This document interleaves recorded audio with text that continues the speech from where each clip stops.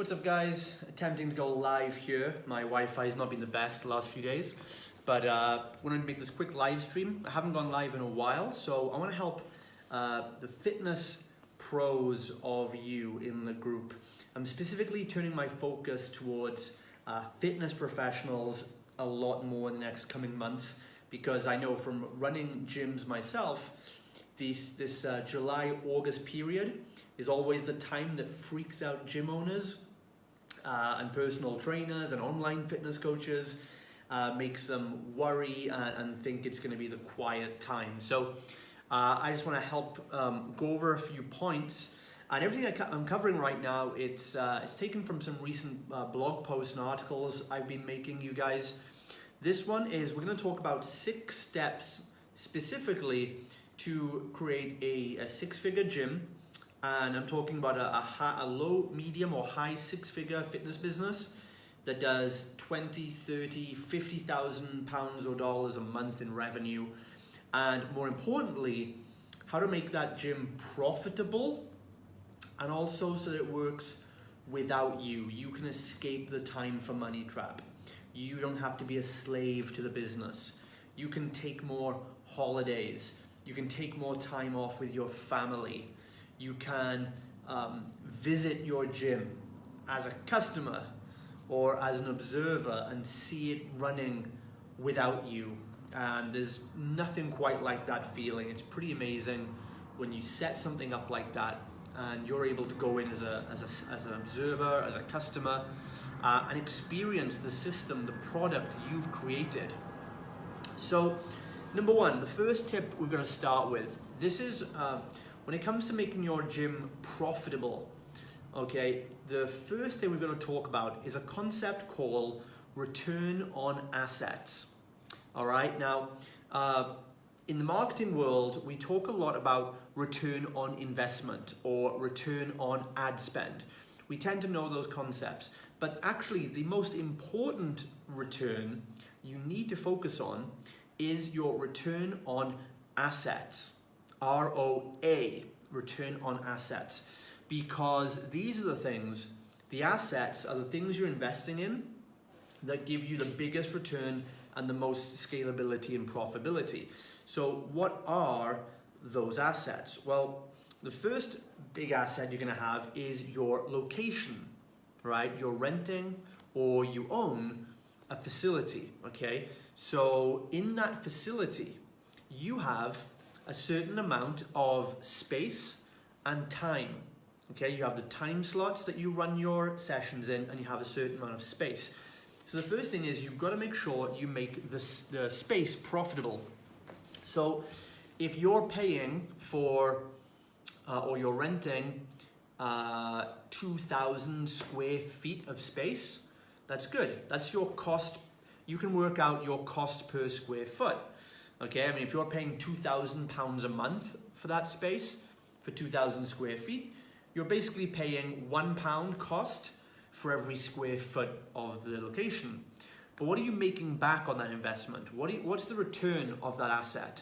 How much is your gym making per square foot? That's what you've got to make sure, because that's your biggest asset, is the space you have. And you need to find a way to make sure that every corner of your gym is making money. This goes for any brick and mortar business. So, if there's a space over on the side where no one's doing, the first thing is you have people doing exercise. So you have the workable space where they actually do the workouts. That's one thing. Could you look at your layout maybe? Maybe a lot of gyms I see, they have a very non-functional layout in terms of profitability. So that it means they're, it means that you're maybe not, you haven't laid out the space in a way that allows you to take on as many clients as possible. Maybe you've got too many squat racks in place, or too much equipment taking up space, where you could put 1 or 2 more boot campers that could bring an extra $300 or $400 a month into your company. So first of all, make sure your workout area is designed the right way. Then look at non-workout space. Do you have space behind your reception desk, or on the side, or in the corner where nothing is happening? It's just collecting dust. you may as well put something there. Have a product shelf, a merchandise shelf, a vending machine, some water bottles for sale, right? Absolutely anything you can think of, it may as well be generating some money than nothing at all. That's making use of your space. Next, you've got to make a return on the asset of time. So do you have enough time slots, okay? Are you doing the time slots properly, right? Are you making use of getting as many people into each time slot as you can? Most gyms I know should be able to run at least 4 to 6 daily programs or times groups in each time slot. So you have 3 or 4 morning peak times and 3 or 4 evening peak times. But what about the time in between? What about your off-peak times in the middle of the day? Could you be, rather than lock up the studio and go home, could you maybe sublet it out? Could you hire it to somebody else? Could you let your trainers do some one-on-one coaching in there and pay you rent? Could you have a massage, a couple of rooms booked out for massage in there? Could you let someone come in and do a yoga session? There's so much you could do with that space. You know, everyone's looking for space and you have it there. If you're not using it, even use it for team meetings, right? Even get your team in there and make sure they're doing something productive, having a team meeting or, you know, brainstorming something. At least it's being used to some capacity. And your other big asset you're going to have is your team members themselves. There are a lot more assets, but I want to move on to the next point. But you know, the first point is your return on assets, and your team members are your biggest asset. If you're paying somebody a retainer, or you've employed someone in your facility, you want to make sure that that position, when they fulfill their tasks, it is generating you back 3 to 8 times more than what you're paying that role. Okay, so if I'm paying out £2,000 a month or $2,000 a month for a coach, then that coach fulfilling their role should be bringing back at least $6,000 to $10,000 for the company every month. Okay, they should be either, you know, being able to work with clients that bring money to the gym, or they should have other tasks like sales or creating content or selling from stage, doing seminars, workshops, media appearances, corporate workouts. You know, my coaches do all these things.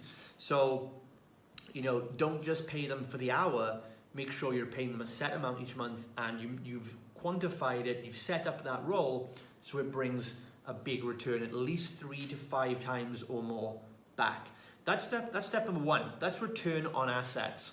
And those of you inside the Expert Business Mastermind, you know we go way deeper than that, and we show you how to extrapolate money out of all the assets you have. That's just 3 of them, and there are actually way more we look at.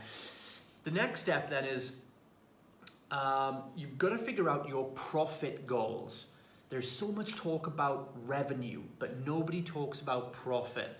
And that's the biggest mistake all coaches, but fitness coaches specifically, find themselves in, because brick and mortar fitness coaches have generally higher overheads than other types of coaches, because you have rent to pay, you have equipment, you know, like expensive equipment to buy, and then you end up paying team members and other freelancers $20 to maybe $40 an hour to work with your clients, which is super insanely high.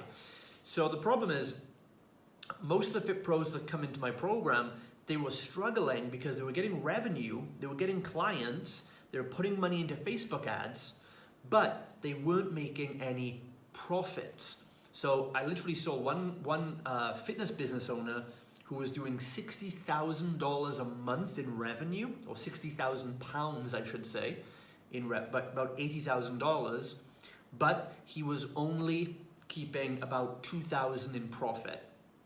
So I said to him that, like, dude, literally you were better off working in McDonald's, right? And that's the truth of it. So revenue, focusing on revenue but not focusing on profit, is a huge financial mistake that most coaches across the board keep making all the time.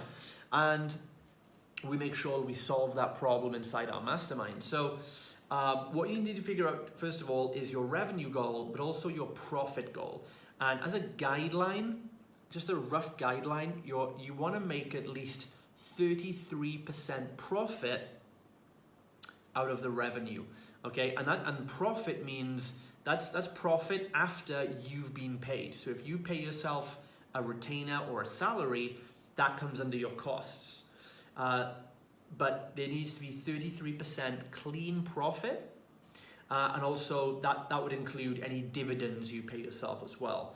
So for example, if you're making a total of £10,000 a month, you want to get to a point where at least 3,000 of that should be profit, okay? And ideally another 3,000 or 3,300 should be in costs, and another 3,300 roughly in payroll, okay? But then you want about 3,000 in profit. So it's a nice 33% ratio for costs, payroll, and profits, okay? So figure out your profit goal, because if you set a revenue goal, the problem is you might hit it, but you're not making enough profits.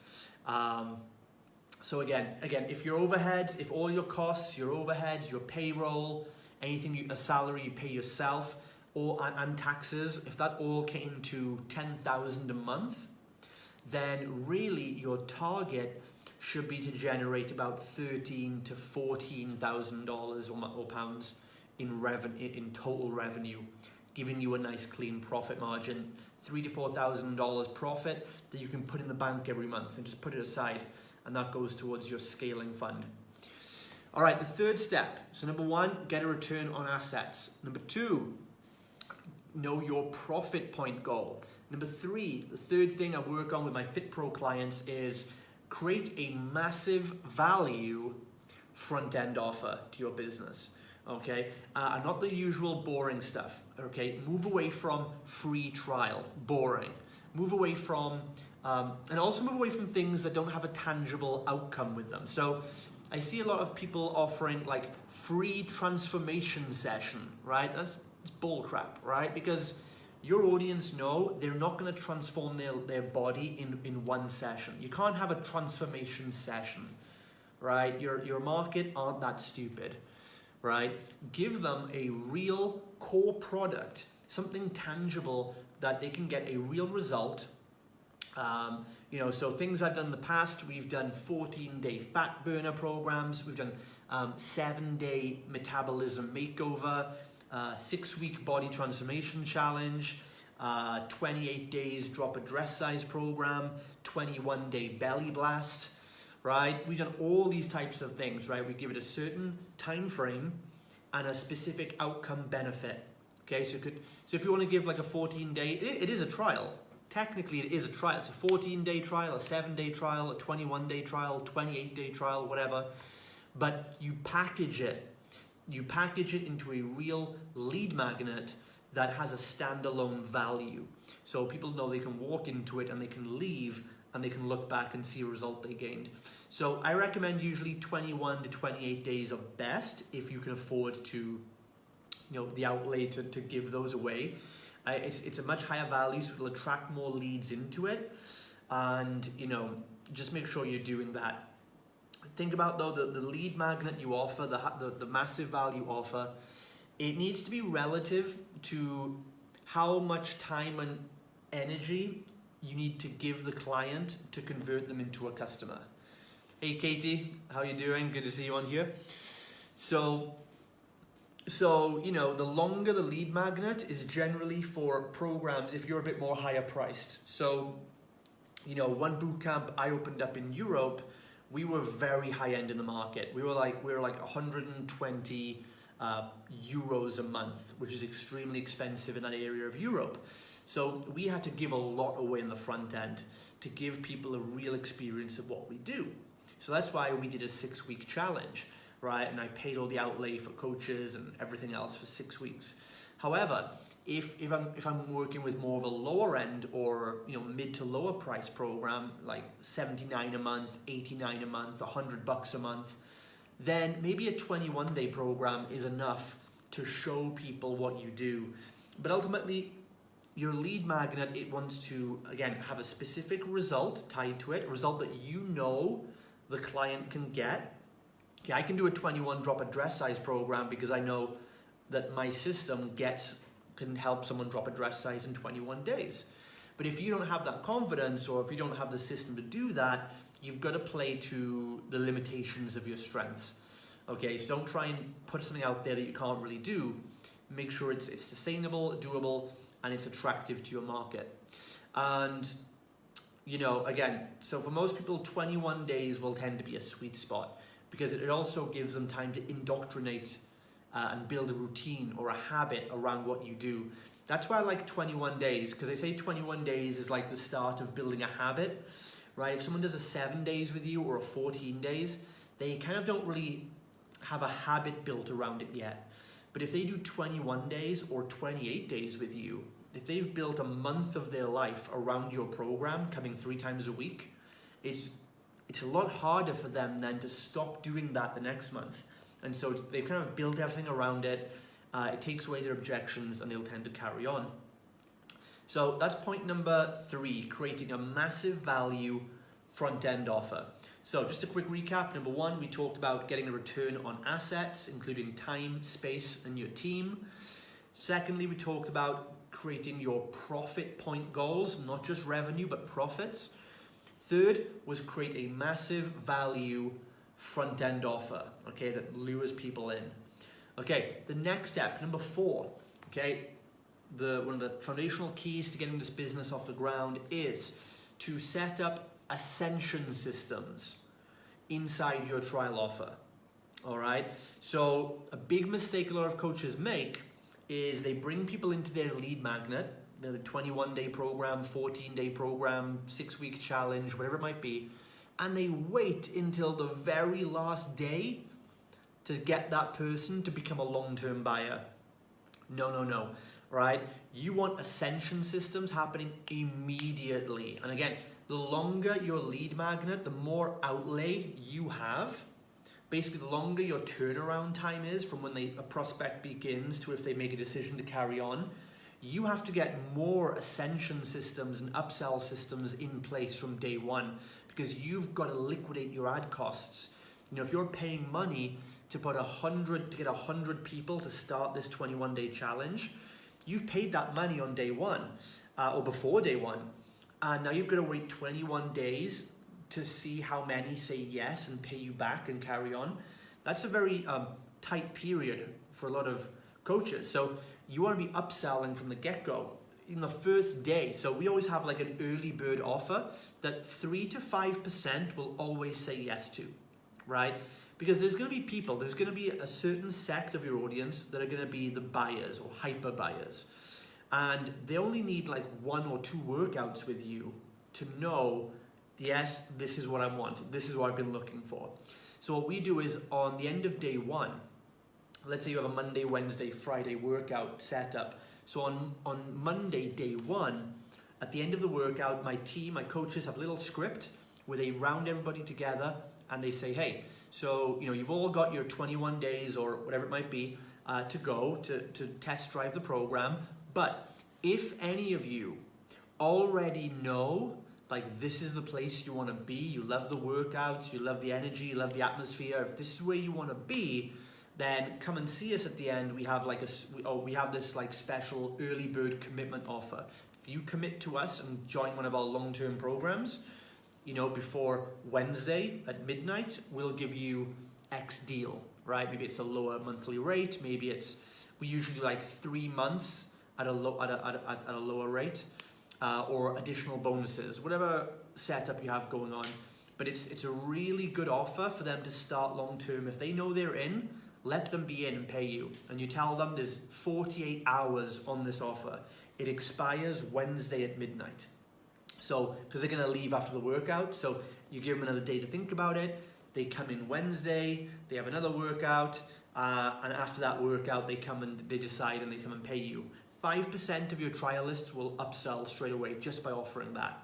That could liquidate, and if you do that paid in full offer, so maybe your monthly is $99 a month, let's say $100 a month, and let's say you get 20 people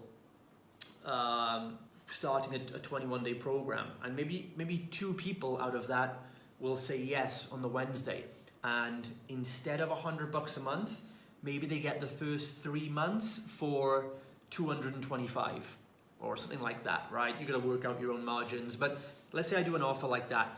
It's 3 months paid up front. You pay up front 225 and you've got 3 months and you've saved 75 bucks, right? So if 2 people out of 20 say yes to that on the Wednesday, I've just made $450, right? That could cover my ad spend to get those people through the door. So now I'm breaking even, and now I've made my money back and I've still got 99% of the challenge left to go to convert the rest of the people, right? So make the offer straight away. And then in the second week, usually we'll make another offer, okay? That won't be as good as the first one, but it'll still be pretty good. And then in the third week or the last week of this program, we'll chase everyone up individually, give them a progress review and just see where they want to go from here.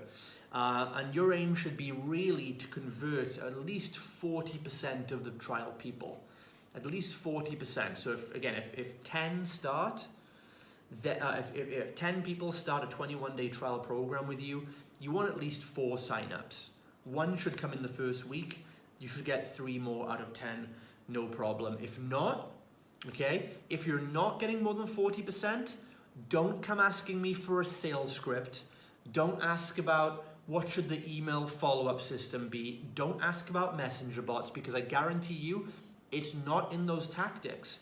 If you're not converting more than 40% of 21 or 28-day trialists, it's because your program isn't as good as you think it is, right? If you give excellent results, excellent community, excellent experience, excellent aftercare, the product should sell itself.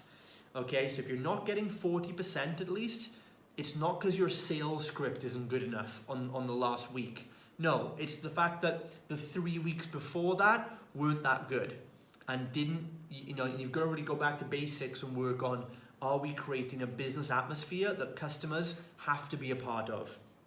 Okay, that's how you get your first 40%. If you add all the technical bits on top, the bots, the emails, the phone call scripts, then maybe you'll convert 50 or 60%. But 40% just comes from having a damn good product, all right? And you're not gonna work yourself around that. So that's number 4, okay? Ascend the trialists from day 1. Number 5, okay? I'm gonna wrap this up very soon because I'm gonna be starting a mastermind call for the mastermind students in a couple of minutes. But number 5, okay, make sure you know your front-end numbers, okay, or your customer acquisition costs. Don't just, a lot of coaches I see, they decide to run a 21-day program or a 6-week challenge, and they have no idea what their goals are. So they just say, I want to get 50 people doing a challenge. And they've just literally plucked that out of their anus, right? Because where does this 50 number come from? Okay, here's what you need to know instead. From this campaign, from this entire trial program campaign, how many back-end long-term members or clients do you want to get? Because that's why you're doing it, right? The ultimate objective of this is to get long-term clients. So how many long-term clients are you planning on growing by this month? Is it 5, 10, 15, right? Let's say it's 5. So now you know that, great. Now, if your numbers show you need 5 new clients this month, how many clients are you gonna need to do this or complete this challenge, right? This 21-day program. So if we know you're aiming for at least 40%, then you probably want at least 15 people, about 10 or 15 people doing it, right? So the next thing you've got to look at, that's your goal. The next thing you've got to analyze or compare that against is your budget or your resources, right? I always say to pick a strategy, it's very simple. Look at your long-term goal and your short-term resources.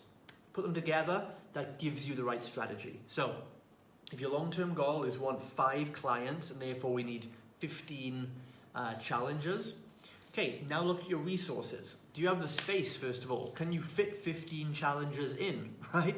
If you can't, then you've got to figure out a new goal or a new strategy. So do you have the space and time to work with? Do you have the resources? Do you have the manpower, the woman power, the coaching power to serve and fulfill 15 people on a challenge, right? To the best of your ability. Then your ads budget. Do you have the ads budget it takes to get 15 people there on the day, right? So, let's say, if you spend $10 a lead, you might need to spend $150 to $200 in marketing to get those 15 people through the door, right? So do you have that resource available to you, okay? And this is gonna help you work out your numbers. So if you say, right, I need 15 people to do this program, but my ads budget is only $500 this month. Like I can't spend more than $500, or I'd rather not spend more. Then you've got a goal to work towards, because now we think, right, we've got $500, divide that by the 15 leads that we need. That means that comes out at $33 per lead. So now you ideally don't want to spend more than $33 to get one lead, right? And now you start knowing some targets and some KPIs and some guidelines, right? So you know that then, okay? And this is how you start then. You evaluate that and think, does that work? Does it make sense? Is it doable, right? Okay, and finally then, the sixth one then, now you set up your kind of sales funnel for this, okay? Your lead capture page and your Facebook ad. I say sales funnel, it's not really, because the ad and the capture page for a fitness business are very simple, right? I've shown you before in case studies and videos we've done, the landing pages we use are absolutely drop dead simple, okay? The Facebook ads drop dead simple. That's only the first micro part of the funnel. In a program, if your lead magnet is a 21-day challenge, then that's the funnel. The 21-day from the Facebook ad to the landing page, to the confirmation call, to when they show up, to when you do the whole program, to when you finally have a one-on-one conversation and convert them at the end of 21 days. That's the sales funnel, right? People are so caught up in like, should my landing page be green or blue or whatever? And that's like this much of your income potential, right? And they're not asking, how do I make this 21 days blow the socks off my customers so they have to stay with me, right? So if you're a local fitness professional, okay, listen to this. This is probably the best advice you'll get. You do not need to make ebooks.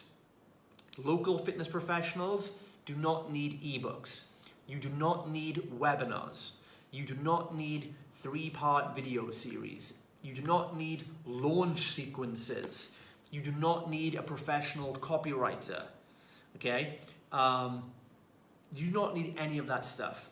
All that stuff, that technical, advanced, multi-layer funnel stuff is more for online businesses, because online businesses competing nationally or internationally have huge amounts of competition. You're basically nobody. So you have a longer time online where you have to build trust and a relationship with the prospect, and you have to give more pieces of content like breadcrumbs and move people along slowly to get a sale online, because there's just lower trust and higher competition.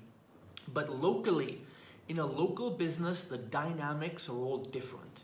In a local business, you have authority by proximity, which means you have more authority, credibility, and trust just because you're local, right? Just because you're local, people will naturally assume you're more trustworthy, right? They're gonna come and check you out. They're gonna look at your website. They're gonna come in for a trial because they live close by.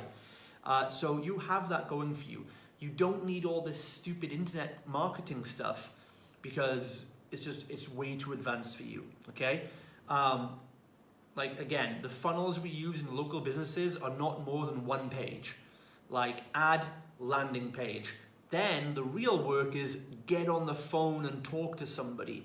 Too many fitness pros today are like, how do I use bots? How do I use emails? How do I do anything to avoid talking to somebody? And that's the wrong attitude, because the fact that you are local means your biggest competitive advantage is that you can talk to people. Your biggest advantage is that you get to pick up the phone or walk into an office or walk out on the street or meet someone for a coffee, and you get to build a real relationship with that person, and in return they'll pay you $100, $200, $300, $400 a month for your team to get them in shape, right? That is your biggest advantage, and most fitness pros are trying to run away from it. They say, how can I run an offline local business as if I'm some internet marketing guru? That's the problem, right? So automation does not replace customer service. Automation is for the jobs that we shouldn't be doing, right? Like sending a confirmation email or scheduling a post to go out. Automation does not replace customer satisfaction, right? So they are the 6 steps right there that'll help you get going if you're in a fitness business. Let me know if this helped you. Give me a comment below, ask your questions, and we'll follow up some discussion. Very quickly, number 1, you want to get a return on assets. Make your gym space as profitable as possible, your team as profitable as possible, and your time slots as profitable as possible. Number 2, okay, work out your profit point goals. Don't just focus on revenue, but clear up 33% profit at the same time. Number 3, create a massive value front-end offer. 21 to 28 days tends to work best. Make sure though you can afford that turnaround time and you have the resources to deliver a really good 21-day service to a customer. Number 4, set up ascension systems from day 1 and referral systems, okay? You want to liquidate the costs of getting those people through the door by making offers to join you on day 1, offers to bring in referrals, make upsells on supplements, on personal training, on whatever you can, t-shirts, hoodies, workbooks, anything, okay? Number 5, know your customer acquisition costs and front-end numbers, okay? Know what you can budget for advertising, know how many leads you need to get in order to get the number of end goal signups, because that's the real objective of this, is to get more monthly clients on a direct debit. And number 6, set up a simple Facebook ad and lead capture system, okay? Don't get drowned out with webinars and video series, and don't copy what, like Frank Kern does in your local area. It's a waste of time. It's like trying to kill a fly with a shotgun. Waste of time. All right, guys, so that's the 6 steps that are gonna help you a lot. Let me know what you think of this. It's been good to catch up with you guys, and I'm gonna go now to see my mastermind clients. We've got a mastermind call. I'm gonna do some coaching with them and see how they're doing, talk about this stuff in more depth. But I will see you again very soon.